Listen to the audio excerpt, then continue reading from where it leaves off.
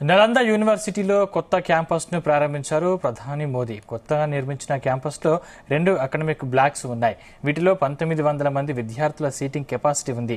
300 సీట్ల సామర్థ్యంతో 2 ఆడిటోరియాలు ఏర్పాటు చేశారు. సుమారు 550 మంది విద్యార్థులకు హాస్టల్ సదుపాయం కల్పించారు. ఈస్ట్ ఆసియా సమిట్ దేశాల సహకారంతో నెట్ జీరో గ్రీన్ క్యాంపస్గా నిర్మించారు. కొత్త క్యాంపస్ ప్రారంభోత్సవంలో 17 దేశాలకు చెందిన ప్రతినిధులతో పాటు ప్రముఖులు హాజరయ్యారు.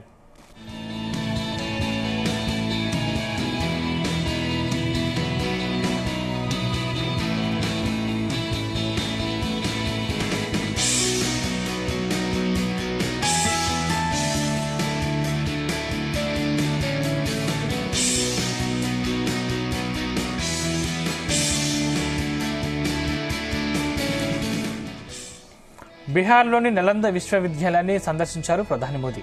విశ్వవిద్యాలయంలోని కట్టడాన్ని పరిశీలించారు. రాజ్గిర్లోని నలంద విశ్వవిద్యాలయంలో కొత్త క్యాంపస్ను ప్రారంభించారు ప్రధాని.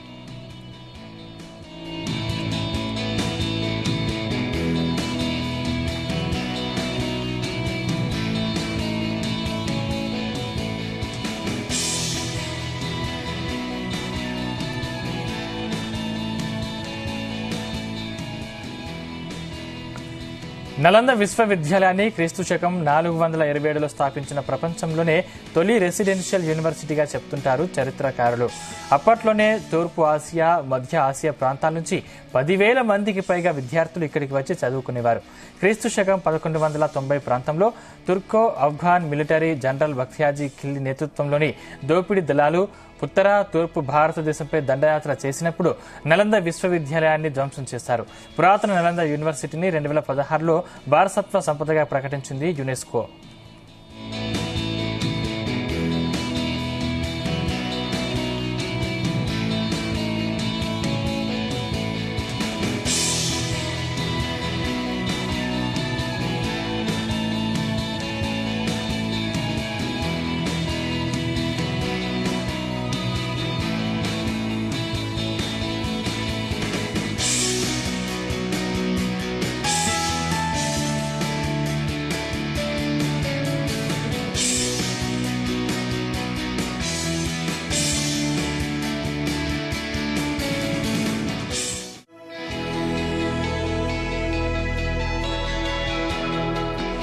నలంద యూనివర్సిటీలో కొత్త క్యాంపస్ ను ప్రారంభించారు ప్రధాని మోదీ. కొత్తగా నిర్మించిన క్యాంపస్ లో 2 అకాడమిక్ బ్లాక్స్ ఉన్నాయి.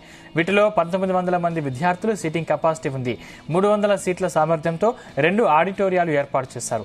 సుమారు 550 మంది విద్యార్థులకు హాస్టల్ సదుపాయం కల్పించారు. ఈస్ట్ ఆసియా సమిట్ దేశాల సహకారంతో నెట్ జీరో గ్రీన్ క్యాంపస్ గా నిర్మించారు అధికారులు. కొత్త క్యాంపస్ ప్రారంభోత్సవంలో 17 దేశాలకు చెందిన ప్రతినిధులతో పాటు ప్రముఖులు హాజరయ్యారు.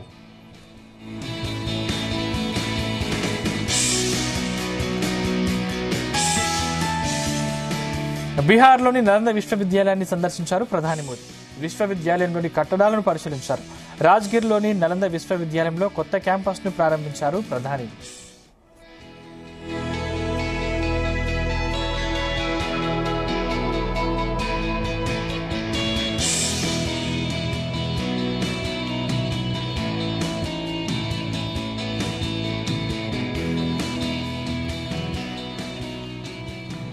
నలంద విశ్వవిద్యాలయాన్ని క్రీస్తు శకం 427లో స్థాపించిన ప్రపంచంలోనే తొలి రెసిడెన్షియల్ యూనివర్సిటీగా చెప్తుంటారు చరిత్రకారులు. అప్పట్లోనే తూర్పు ఆసియా, మధ్య ఆసియా ప్రాంతాల నుంచి 10,000 మందికి పైగా విద్యార్థులు ఇక్కడికి వచ్చి చదువుకునేవారు. క్రీస్తు శకం 1190 ప్రాంతంలో తుర్కో ఆఫ్ఘాన్ మిలిటరీ జనరల్ బఖ్తియార్ ఖిల్జీ నేతృత్వంలోని దోపిడీ దళాలు ఉత్తర తూర్పు భారతదేశంపై దండయాత్ర చేసినప్పుడు నలంద విశ్వవిద్యాలయాన్ని ధ్వంసం చేశారు. పురాతన నలంద యూనివర్సిటీని 2016లో వారసత్వ సంపదగా ప్రకటించింది యునెస్కో.